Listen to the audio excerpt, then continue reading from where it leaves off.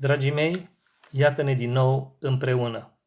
Aș vrea să mă adresez cu un cuvânt de încurajare în mod direct celor care fac parte din Biserica Betel Reus din Spania, însă totodată cu mare respect și dumneavoastră care urmăriți această înregistrare.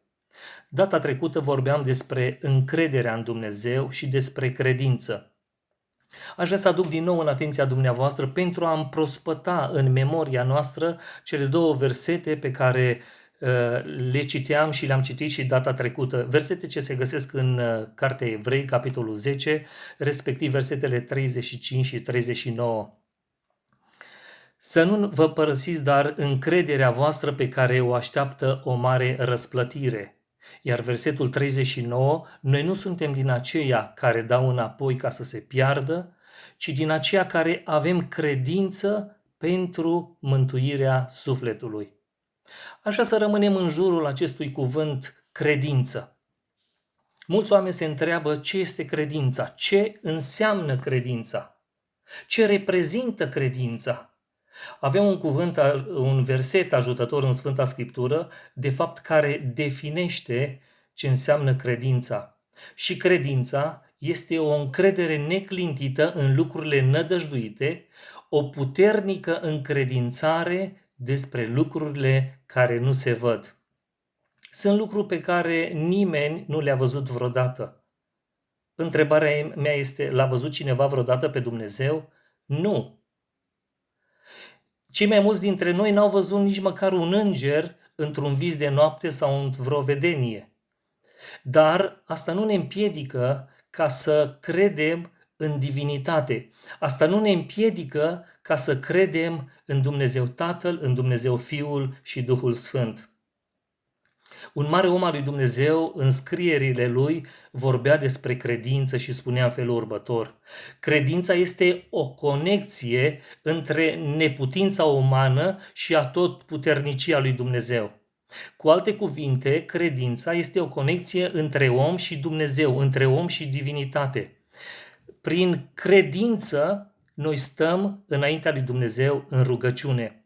Prin credință noi citim cuvântul lui Dumnezeu și îl credem că este da și amin. Am auzit mai multe vești despre câteva persoane, oameni al lui Dumnezeu, care au fost afectate de COVID-19 și în cele din urmă au fost strămutați dintre noi, au plecat acasă la Domnul. Sigur că aceste vești au tendința să ne întristeze, au tendința să nască în noi, în mintea noastră, în gândirea noastră, multe semne de întrebare, însă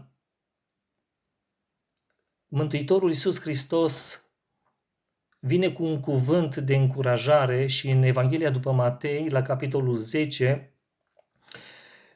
este un cuvânt care spune în felul următor: nu vă temeți de cei ce ucid trupul, ci mai degrabă temeți-vă de cei ce ucid și trupul și sufletul. Dragii mei, întrebarea mea este: COVID-19 poate să ucidă trupul? Da. Însă următoarea întrebare este: COVID-19 poate să ucidă, poate să piardă sufletul? Nu. De ce? Pentru că asta stă în mâna și în puterea lui Dumnezeu. De aceea, ca și un cuvânt de încurajare pentru fiecare din noi, este acesta: ca să nu ne pierdem credința noastră în Dumnezeu, să rămână o credință nezguduită. Și aș vrea să vă spun că credința în Dumnezeu nu este doar pentru viața aceasta, ci credința noastră în Dumnezeu este mult mai mult decât atât. Când vorbim de o credință mântuitoare, așa cum am citit în versetul 39, aici se referă la cealaltă viață, se referă la viața de dincolo. Prin această credință mântuitoare, noi vom păși și vom ajunge în viața de dincolo. Când? Mai devreme sau mai târziu. că vom fi afectați de COVID-19 sau nu, că vor fi alte împrejurări, că vor fi împrejurările bătrâneții. Nu știm și nu cunoaștem lucrul acesta, însă mai devreme sau mai târziu, fiecare dintre noi vom păși în viața de dincolo.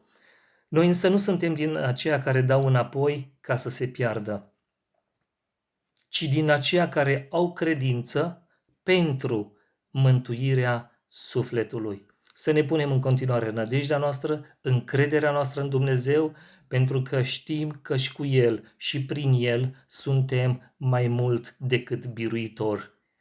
Doresc ca fiecare dintre dumneavoastră și dintre noi să rămânem sub paza și sub ocrotirea lui Dumnezeu, plini de credință și cu încrederea în Dumnezeul nostru care ne poartă de grijă nu numai pe pământul acesta, ci printr-o credință mântuitoare vom ajunge în împărăția Lui. Dumnezeu să vă binecuvinteze pe toți. Amin.